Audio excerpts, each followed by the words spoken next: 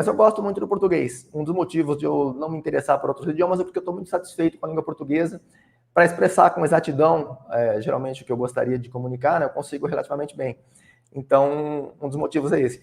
Mas eu não tenho um patriotismo, né? Eu acho que tem que ser uma relação recíproca e simbiótica, em que você oferece algumas coisas para o seu país e você tem que receber de volta, senão você está sendo, de certa forma, explorado e oprimido e prejudicado de várias maneiras. E, infelizmente, no Brasil acontece isso, né? Então, você, não só a questão de você não ter essa reciprocidade, mas nem sequer chega a ter um reconhecimento. Então, não sei se você chegou a ler as produções originais que eu tive em várias áreas, e no Brasil tem pouquíssimo, tem um recorde mundial registrado no Guinness, e tem alguns poucos trabalhos publicados em revistas de sociedade de alto QI. Mas, fora isso, por exemplo, eu enviei na época do Niemann, né, que teve o escândalo do Carlsen, o Niemann, que, com suspeita de que o Niemann havia fraudado, ele estava usando um microfone nas partidas de xadrez contra o Carlsen. Não sei se você chegou a tomar conhecimento do caso, que extrapolou o limite do xadrez e saiu em várias mídias não especializadas, né? Então foi amplamente divulgado. Não tão amplamente, mas bem mais do que normalmente acontece com esse tipo de assunto. E eu escrevi um artigo na época, isso foi no final de 2022. Eu escrevi um artigo na época mostrando qual era o problema, o que havia acontecido de fato, e do ponto de vista estatístico, né? E enviei para Nature, Scientific American, New Scientist, The Lancet, Econométrica, The Economist, Wall Street Journal, né? Então eu enviei para vários veículos de comunicação que são da área científica e que publicam materiais desse tipo, né?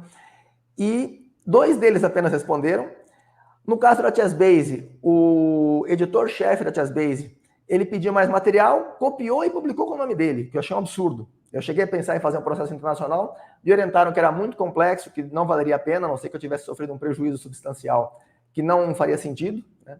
E simplesmente, se entrar no site da Chessbase, você vai encontrar o meu artigo que foi publicado em um site só, que é o site do Gerson Pérez, Gerson Pérez, né, que é um professor de xadrez. Ele publicou no site dele, foi publicado no site da Sigma, e a Chessbase publicou, mas eles copiaram o conteúdo, pioraram, né, distorceram, porque a evidência que havia mais forte é de que o Niemann havia fraudado de fato. E o editor-chefe da Chessbase, ele é amigo do professor do Niemann, então ele não queria se comprometer com isso, então ele publicou chegando a uma conclusão contrária à correta, e ele assinou como autor do artigo. Então foi uma coisa bastante absurda. Outras revistas, algumas delas chegaram a responder que não gostariam de se envolver. E tinham, de certa forma, razão, porque no final o Niemann acabou processando o Carlsen. Embora o Niemann tivesse errado, ele entrou com um processo contra o Carlsen por difamação, porque o Carlsen acusou o Niemann de fraude, né? E de fato ele havia cometido. Entretanto, as evidências que eles publicaram eram muito frágeis, e eu havia publicado evidências estatísticas extremamente fortes, praticamente conclusivas, né? Inclusive, depois eu fui entrevistado no canal de um dos maiores especialistas em fraude do Brasil, que é o Paulo Cassella, né? Ele trabalha no Banco Central. Ele me fez uma entrevista comigo e a gente comentou vários aspectos sobre isso. A conclusão dele foi praticamente a mesma que a minha. Depois que ele leu o meu artigo, ele achou que os resultados eram praticamente conclusivos, né? E as revistas, algumas se recusaram por receio de enfrentar processos no caso do Niemann.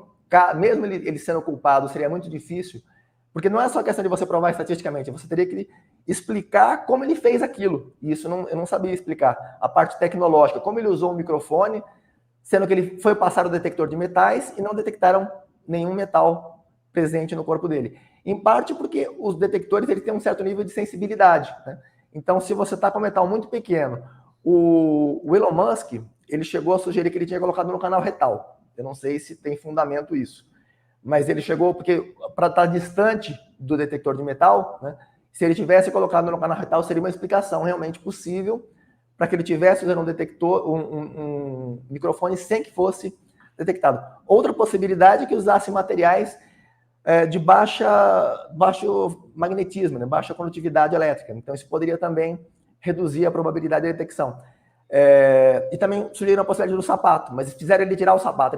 Uma das partes do jogo foi sem sapato, inclusive para ele mostrar que não era no sapato. Então foi uma questão complexa. Mas o ponto é que as revistas não publicaram, né? Então, quer dizer, nenhuma. E pior disso, uma das revistas, que foi o Wall Street Journal, eles publicaram um artigo depois de baixa qualidade, que foi do chess.com, que tinha vários erros, inclusive apontei alguns dos erros, eles ignoraram e publicaram mesmo assim. Houve uma denúncia recente, faz umas 2 semanas, um ganhador do Nobel denunciou que as revistas sabotam publicações. Inclusive, grande, ele citou a Nature, né, que talvez seja a principal revista internacional. Na pandemia tivemos muito disso, né? É um absurdo, né? É um absurdo. Então, quer dizer, você confia no que você está lendo nessas fontes, que são fontes altamente reconhecidas, né, no mundo inteiro, e eles fazem processos comerciais, eles distorcem informação, adulteram, roubam dados, né? Então, é um completo absurdo. Então, isso é muito desmotivante. No Brasil tem esse problema também, na parte da divulgação científica, isso é bem grave no Brasil. Na comunidade acadêmica depende muito, né? Tem algumas pessoas que são muito receptivas e procuram incentivar e contribuir para o desenvolvimento, e outras que são invejosos, que são destrutivos, eles prejudicam eles próprios nesse processo, porque eles poderiam trazer benefícios para o país todo, inclusive para eles próprios. Mas eles criam dificuldades porque eles preferem permanecer no topo numa situação que está ruim para todos, do que eles renunciarem a alguns privilégios, mas que cresça o país e contribua para a economia, para a saúde, para todos os setores, né? Agora, vamos aproveitar toda essa sua bagagem cultural e fazer uma reflexão sobre o momento atual do Brasil e do mundo, né? Mudança climática, guerra, muito se fala em apocalipse, o mundo está invertido, está de cabeça para baixo, polarização, né? A divisão da sociedade. Você acredita que nós estamos vivendo em que momento do mundo? A gente já está no apocalipse ou para você apocalipse não existe? E isso daqui é uma coisa cíclica mesmo? Eu acho muito difícil julgar a situação, porque a gente não dispõe de elementos suficientes e não tem precedentes equivalentes, né? Nós temos o caso mais próximo que nós temos é da Segunda Guerra Mundial,